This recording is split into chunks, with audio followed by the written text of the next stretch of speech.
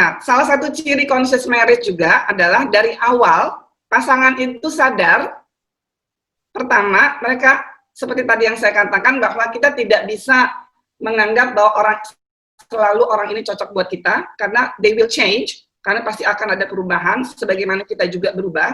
Itu yang pertama. Yang kedua adalah perbedaan nilai.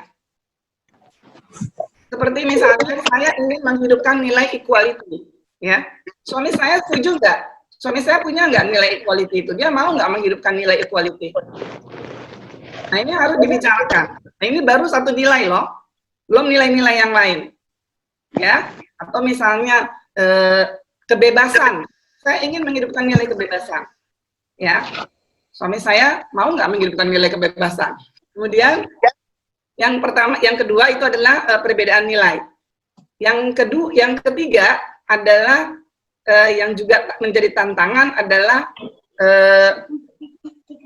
kondisi materi atau misalnya keuangan itu juga akan menjadi sumber konflik, akan menjadi tantangan juga. Jadi yang ketiga tadi adalah kondisi materi.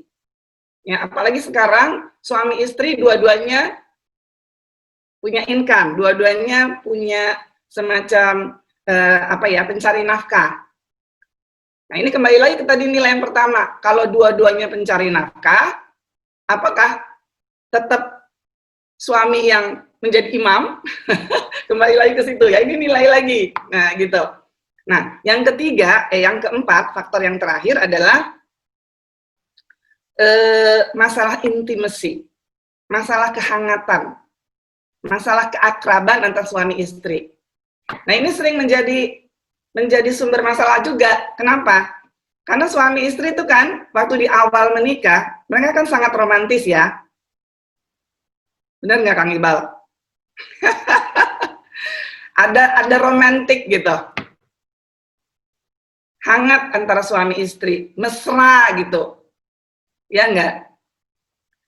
Nah, apakah setelah menikah, apalagi udah repot punya anak, itu masih bisa dipertahankan? Suasana romantis dan mesra itu masih bisa dipertahankan enggak?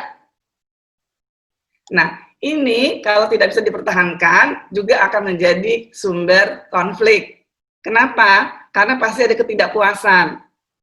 Kalau terjadi ketidakpuasan, mereka akan mencari kepuasan di luar rumah.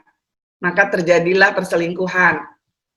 Jadi dalam perspektif conscious marriage, perselingkuhan adalah akibat, bukan penyebab.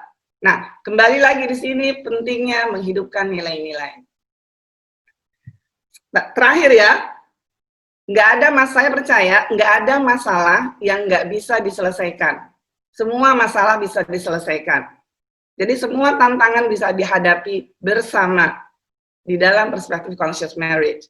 Nah, caranya adalah dengan komunikasi.